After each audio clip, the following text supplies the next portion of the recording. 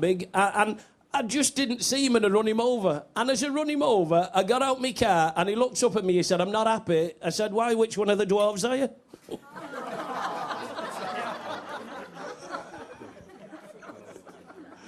Oh, don't explain it to her, she can get it herself.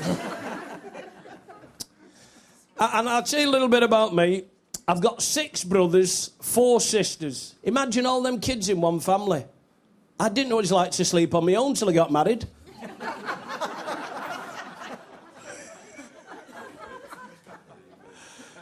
I've been married twice. My first wife was a twin. My mate said to me, "How did you tell them apart?" I said, "A brother had a bald head." I've got 3 kids, they had 4, but I sold one on eBay as an example to the others. But you see, I'm going to be honest with you, I'd tell you about me, tell you about my family exclusively. My granddad is 97 years old. Give him a round of applause.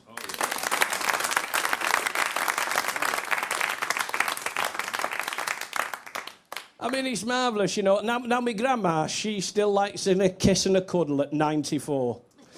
My grandma's going mad. He lives at 32.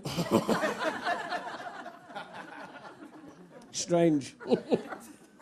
I'm going to sing a song for you now. It's a little song about arthritis. I feel it in my fingers. I feel it in my toes. See, that's an exclusive song you've never heard of down south, obviously. Wet, wet, wet. It's up to you. Please yourself. Keep running around, make it look as though you understand as well. There's 2 ladies at the back understood it, nobody else did. It doesn't matter anyhow.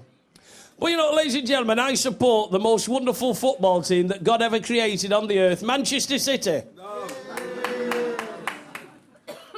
Now, I know we've got... what football teams you support? Now, Doug, the presenter. Doug supports Brentford. Doug supports Brentford. Now, I'll tell you what, Doug, this will be new to you, a crowd this big. And I know I was speaking to Lola before, the lovely Lola. Lola's an Arsenal fan. Where's Lola? Here I am. You're an Arsenal fan. Let me make you feel at home. Un, deux, trois. Any Chelsea fans in? Why? Hey, you won the other night, didn't you, 2-0? Have you heard what they done? They put the jerseys on back to front, make it look as though you were attacking. Oh, it certainly worked, didn't it? It certainly worked, that for sure. Now, ladies and gents, I got a phone call, 4 o'clock in the morning. I picked the phone up a few months ago, and a voice said to me, "Are you Charlie Hale?" I said, "Yeah, I am." I said, "What do you think you're doing ringing me at this time?" And this fella said, "I'm the Coast Guard from Bridlington." He said, "I've got some bad news for you." I said, "Why, what's up?" He said, "It's about your mother-in-law, she's drowned." He said, "I'm just looking in the water and she's floating on her backside." He said, "She's got 4 lobsters hanging off her." He said, "What would you like us to do?" I said, "Well, I'll have 2. I said, "You have the other 2 and then set her up again."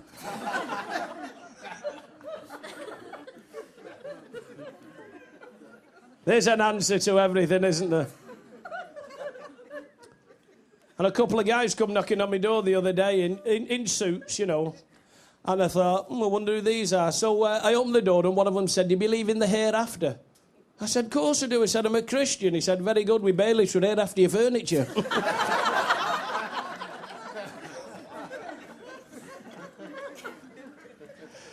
Oh, hey, listen, always remember this, ladies and gentlemen. Just remember this. Bad breath is better than no breath at all.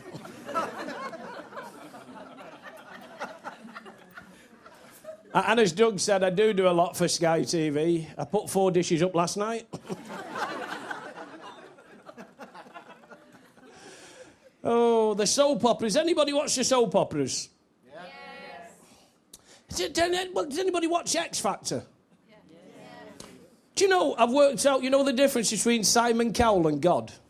God doesn't think he's Simon Cowell.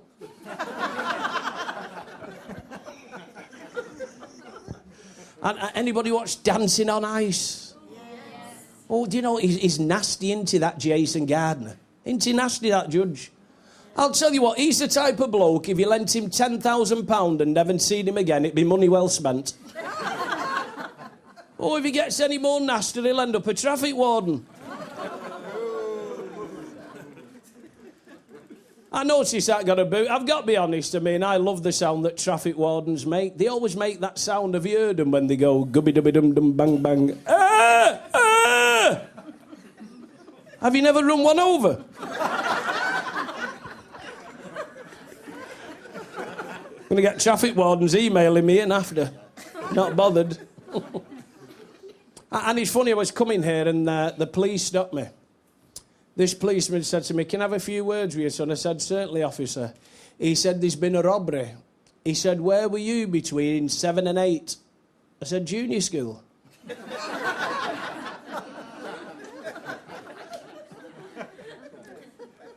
He said to me, "You went round that bend at 60 mile an hour. Why?" I said, "I seen a sign. It said dangerous bend. I thought I'll get round as fast as I can."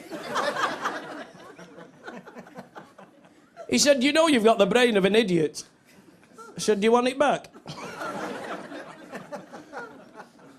He said, "Can you identify yourself?" I looked in my wing mirror and I said, "That's me." He said, "Get out the car." He said, "What's in your boot?" I said, "Me foot." He said to me, "Your back light's out." So my back light was out. Now, being an ex-footballer, this is what you'll love it. I went, kicked it twice and it come on. He said, "That was very good." He said, "Now, please go down the front of the car, kick your window, see if your tax disc comes up." He said to me, "Have you been drinking?" I said, "I'm teetotal." He said, "Walk in a straight line." I started walking. He said, "You're staggering." I said, "You're not bad looking yourself."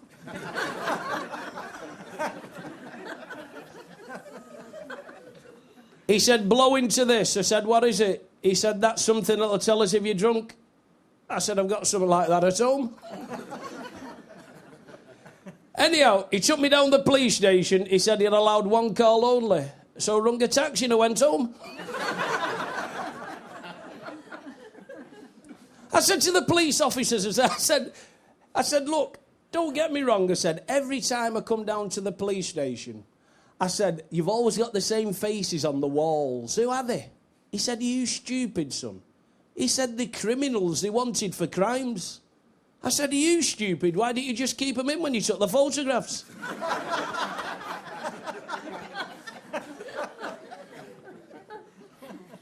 Hey, and did you see that in the paper?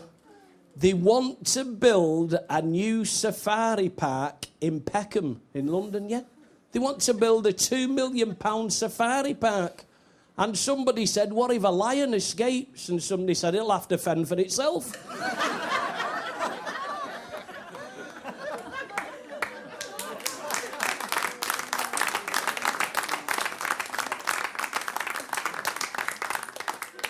Oh, jobs are good. Now, I mentioned David Cameron before. Come on, I agree with what he said. He said the other week on television he's doing the job of two men. I believe him. Laurel and Hardy.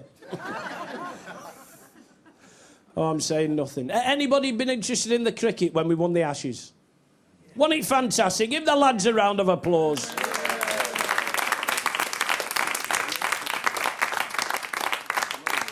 On saying that, we've not won a game since the Ashes, have we? Think about it. We went to India and said you couldn't get the runs. If you can't get them in India, where can you get them?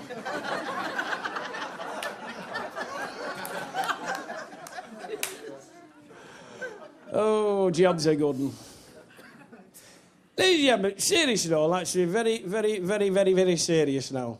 I was on about my granddad. I said he's 97. We've got a nickname for him. We call him Spider-Man. It's not because he's agile, it's because he can't get out of the bath.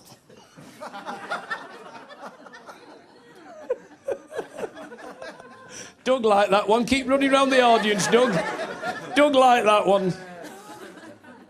You like that? You know, when you look at Doug, you know, he reminds me of the lead singer of the Flying Pickets. Do you remember him? I can never tell whether that's a real beard or whether he's on the telephone, be honest, every time I meet him. God bless you. Sorted.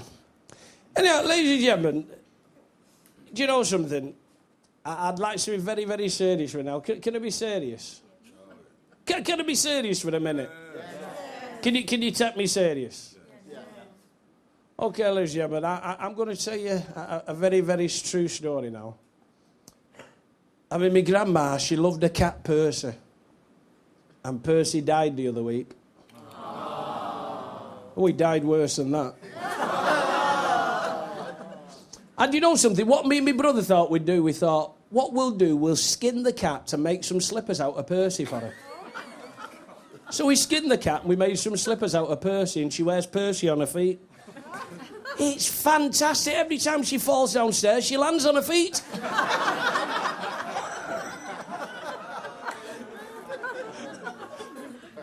But you know, sometimes 3 o'clock in the morning, you're coaching her in off the roof. Come on, Gran, glass of milk. And I belong to a church up in near Warrington. It's in a church in Widnes. It's called the Foundry.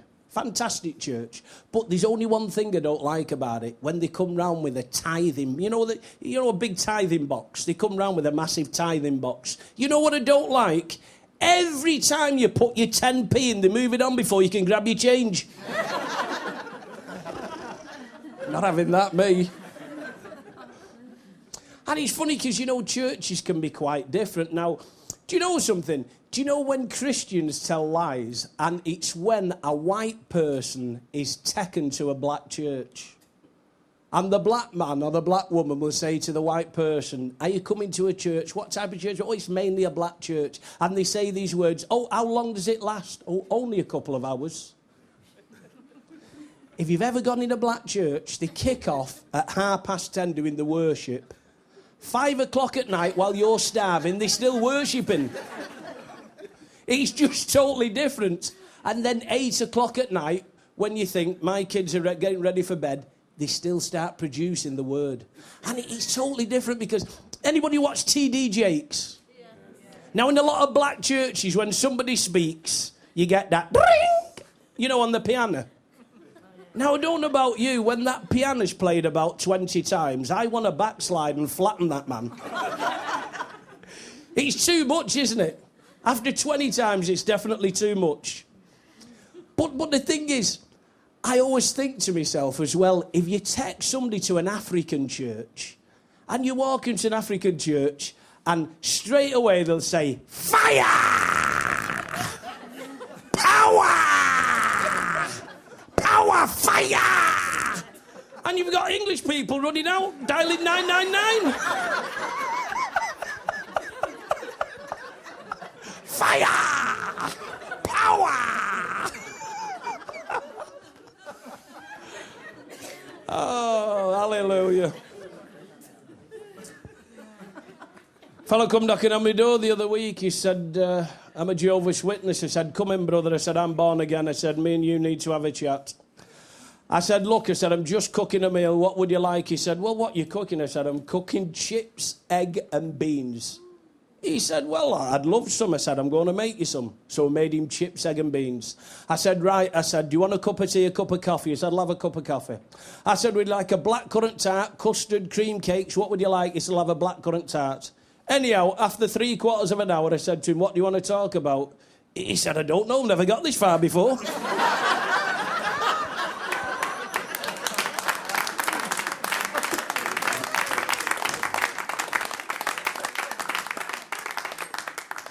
Oh, job's a good one. Hey, you're a lovely audience. I just wish you had a better act. What do you mean, so do we? That's not very nice. I know, ladies and gentlemen, things are different in the north than the south. You know, let me give you an example. Us in the north find it fascinating that you have to park outside your own house and pay for it. Now, that doesn't happen in the north. If you pay to park outside your own house, that means it's an insurance scam. You're going to get somebody to nick it. Oh. Tell you what, and that's another thing. It's pretty different driving in the south than in the north. Because in the north, everything's relaxed. In the south, people tend to drive right behind you, don't they? It's a bit rush. I remember one day, I'll never forget one day, I was in, I think it was Lewisham I was in, and it was pretty foggy. And this guy kept tailgating me in his wagon. And I thought, he's getting on my nerves. So I just pulled over and I done the same to him in the fog, and he didn't like it. For about 4 miles, I was about that far behind him. Anyhow, all of a sudden, the bloke pulled up. So I jumped out of my car. I said, what do you think you're doing? he said, what do you think you're doing? He